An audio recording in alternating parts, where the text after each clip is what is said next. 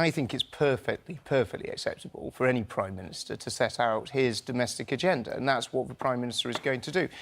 Parliament is going to have an opportunity both before it rises, but also when it returns before the 31st of October to be able to debate this. There is plenty of opportunity for MPs on both sides of the House to be able to discuss it. You've just cut out 25 working days. You can't say plenty of opportunity. You've completely reduced the opportunity that MPs have to discuss this. And the purpose of doing that is because you want to get Brexit through. That's what Boris Johnson has said he wants to happen. He said that he doesn't mind if it's a no deal. So you've effectively told those people who would vote against a no deal they're not going to have the opportunity to do that. Well, I think what we will see is there's plenty of opportunity for Parliament to discuss Brexit, our plans in terms of making sure that Britain is ready to deal with no deal, making sure that the Prime Minister has the best opportunity to deliver a deal. Will this country be better off if we leave without a deal? Britain is going to thrive, it's going to survive, and it's going to succeed whatever happens, whether we have a deal with the European Union or we don't. How did you vote in the referendum? I voted to remain. So why have you suddenly decided that Brexit is going to be something where we thrive and survive and do brilliantly? Why didn't you vote for it originally? Hey, Piers, this might sound really controversial, but if you ask the British people to have a say as to whether they want to stay in the European Union or leave, I actually think you should listen to what they say. Totally agree. And they voted to leave. No, I'm not, and the Prime Minister is absolutely committed to delivering. I get that. That wasn't my question. So, my question for you was, why have you changed your mind? Why have you gone from Remain, where you thought Brexit was a bad idea, and now you sit here and say it's going to be great? Why didn't you vote for it originally? So lots of people, when they're looking at this debate, they made a balanced decision. It wasn't absolutely committed one way or the other. They looked at a whole range of different issues. But why have you changed your mind? Because the British people have made a decision to leave the European Union. Let me explain. And I voted Remain, right? But I haven't changed my mind. I still don't think it's a good idea. I just respect the result of the referendum. Yeah. You appear to be, unless I'm wrong, categorising your position as you voted Remain, but now you believe passionately in Brexit, which I don't particularly. So we are in a different position. And you keep quoting the people, but you're not here. I'm not asking about the people. I'm asking why you yourself, Gavin Williamson, why have you gone from Remain to Brexit? What's changed? Well, what we see is so many opportunities that we can seize, whether that is trade deals right around the globe, whether it's the opportunity to make sure that we create systems in Britain that aren't constrained by the European Union. And so you're a proper Brexiteer now. You've done a complete... I'm very, very, very comfortable with exiting the European Union. You've done, I mean, if you had your vote again... I would vote to leave the European Union. You would vote to leave now? I would absolutely vote to leave the European Union. Because sometimes I think... Why were you so wrong the first time? Why was I so wrong for the first time? Yeah. I think that... you don't believe you were wrong the first time, Mr Williamson, do you? I do believe. You've changed your mind for political purposes. If there was a general election and there was a majority for Jeremy Corbyn and a Labour government, would you then say, well, the people have voted for Labour, so I'm now going to become a member of the Labour Party? Actually, no. And look at this. You know, but if the people are right, Mr Williamson, if the people are right and their vote counts, why wouldn't you change your mind in that situation? Look at how the European Union has treated our country. Look at how, in terms of, we went to them and we've been incredibly reasonable at every single stage all the way through this in order to make sure that we get the best possible deal that works for Britain and for the European Union. And we've been eminently reasonable at every single stage. And if there was another opportunity in order to vote in a referendum as to whether Britain should stay or whether it should leave... Do you agree with Michael Gove yesterday when he said that the government may refuse to abide by new legislation? He told Andrew Marr. Pretty dramatic escalation when a government says they may simply ignore Parliament and reject new legislation. Do you support that? If it rejects a no-deal Brexit? What I'm confident on is that the Government Whip's office will be successful in making sure that they're able to deliver the right result and the right vote in terms of... Yeah, but he was asked a hypothetical of if there's a loss and the legislation comes through, would the government, as it normally does, as it historically has always pretty much done, would the government accept that new legislation? I think we should be focused on making sure that any votes that come forward, we win. That is what... What if you lose it? Hang on. I'd like to be focused on one thing. Does this government believe in respecting... You talk about respecting the referendum result. Do you believe in respecting legislation, in the law of the land? Michael Gove appeared to be suggesting that this government might literally go rogue and start ignoring legislation. It's a fundamental part of British democracy as to whether a government will actually accept parliamentary legislation. You're an education secretary. You're a senior member of the government. Do you agree with Michael Gove? Do you think there's any possibility that this government could reject legislation from Parliament? Well, what the government will be totally focused on in the next few days is making sure that any votes that come forward will win. And why don't you want to answer my question? And every Conservative... I don't want to get into a Richard Madeley termination issue I very much hope you can avoid that. But you're not answering my question.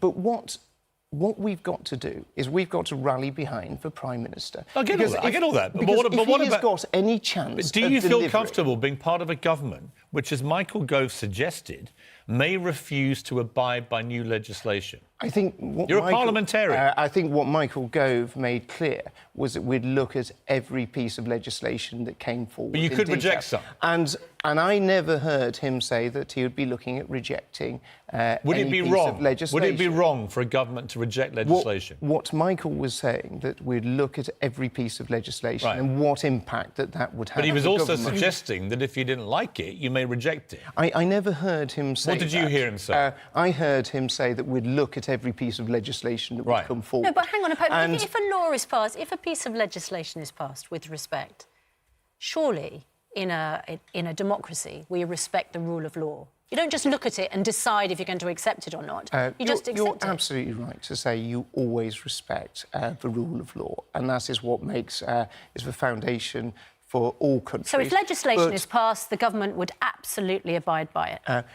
And what Michael said is we would be looking at what the implications to that legislation would be to the government's negotiating position. Yeah, but hang on. Piers, if I can just have the opportunity... You've just given two different answers. You've basically said, on the one hand, we respect new legislation, the law, but on the other, we're going to look at it piece by piece, and if we don't like it, if we think it impacts negatively on our ability to negotiate, we may reject it? Is that what you're suggesting? No, what I was saying is that we would have to look at detail as to what impact that would have on the government's negotiating position. Hang on. No, why would you look Piers, at... if you were No, but that's not right, though, is it? If you were purchasing You don't look at detail of legislation passed by Parliament. The ability to be able to walk away from that deal is so vital. And we would have to look Gavin, I don't disagree with you. We would have to look at the impact I don't disagree with on you. Our negotiating I've always felt no deal should be on the table, right? I don't understand why any business deal you would take it off.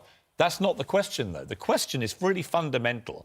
And the reason it's caused such a furore is that Michael Gove appeared to be suggesting, and I watched the interview and he definitely left this door open, that there may be a situation in which Parliament puts through legislation and the government rejects it. Now, you're part of that government. Would you feel comfortable with the government rejecting legislation? Michael at no stage said that the government would be looking... Would you feel comfortable? Michael at no stage said that the government would you be looking at rejecting, sort of not accepting the legislation. He didn't say the government would accept it. He had a chance to. He was pushed on it. Yeah, so it's... I never heard him say that the government would not accept legislation. Would you personally be happy to be part of a government that rejected parliamentary legislation? Parliamentary legislation is there and has to be accepted by a government because it is... OK, well, that's a clear answer. So you would back it. What you would be looking at is as to the impact that would have in terms of the negotiating position. But does that mean you could then... that's perfectly acceptable. Does that mean you could then reject it? You'd be looking as to what impact it would have in terms of... With a view to what? Rejecting it? No. What if you didn't like the impact once you reviewed it? It would be how you would deal with it, Piers, and it would be how... You either accept it or you don't. And let's get back to the simple fact, is that if members of Parliament vote for something that ties the Prime Minister's hands, reduces his ability to be able to negotiate the very best deal. Well, then you could call a general election. You could see it as a vote of no confidence, call a general election. If they go down that route, then that's actually undermining our national And what would you do in that interest. eventuality? And that is not something you want. Are you going to, if you do lose that particular vote, if it comes through, and MPs tie your hands... I'm so much more confident that we're going to win the vote. Good, so, fantastic. Well, you're threatening you all these Tory MPs who might back it. You should always be focused on winning. That's fine. Would you call a general election? Would you consider it a vote of no confidence in the government and then call a general election? That, firstly, is the Prime Minister's decision and Parliament's decision. So it's not something that... is it something that Boris Johnson is considering? It isn't something that Boris Johnson is considering. Boris Johnson the Prime Minister is considering one thing, and that's how you get a deal with the European Union, how you get that through Parliament and ensure that we exit the European Union on the 31st of October. Is it true? That's the only thing that he is considering. Gavin Williamson, is it true that Boris Johnson has vowed to remove the whip from anyone who votes to block a no-deal Brexit? I've only seen what's been reported in the newspapers. I know that every Member of Parliament that got elected as a Conservative Member of Parliament stood on a manifesto where we said we'd deliver Britain's exit from the European Union. And anyone who is looking to undermine our ability to negotiate a deal, anyone that's You've been a whip. I have. You've been a chief whip. Oh, my goodness. My whip didn't look like that, Piers. What did your whip look like? It's a metaphorical whip, I think. It was longer. Would Boris... Very good, very good. It's all got a bit alpha male. Would Boris Johnson, as Prime Minister, would he be right to remove the whip from anyone who voted to block a no-deal Brexit, given what you've just said about the importance of not doing that? Anyone who is voting against the government is in the position where they are voting to undermine the Prime Minister's negotiating hand. So they should have their whip removed? And they should think very seriously about that and the consequences. I get that, but if they do defy the government, should they have their whip removed? Well, that is at the discretion of the Chief Whip and the Prime Minister, and they should have the freedom to be able to do it. But what do you think? I think that if they take the view that it's serious enough, it's undermining the nation's position and the Prime Minister's position. Couldn't be much more serious, right?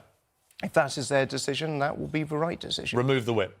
If that is what is necessary. But I would hope, sincerely hope, that that isn't something that any colleague would be considering in terms of voting against the government on a very important matter. What happens if those MPs have read Operation Yellowhammer and decided that no deal would be an absolute disaster for the country and they feel like they're putting the country first? But the best way of ensuring that we have a situation where Britain has a deal with the European Union is to give a maximum amount of support to the Prime Minister in negotiating that deal. We've already had Theresa May's deal come to Parliament 3 times and be rejected. So that isn't going to be passed through Parliament. It's not possible to get that through Parliament. So the Prime Minister needs to... might not vote for a new deal. So the Prime Minister, quite understandably, wants to negotiate something better. The Prime Minister wants to be able to negotiate something that will able to pass through Parliament. That's completely understandable. So every Conservative MP, and I would hope members of Parliament from both sides of the House could be rallying behind him, giving them his full support.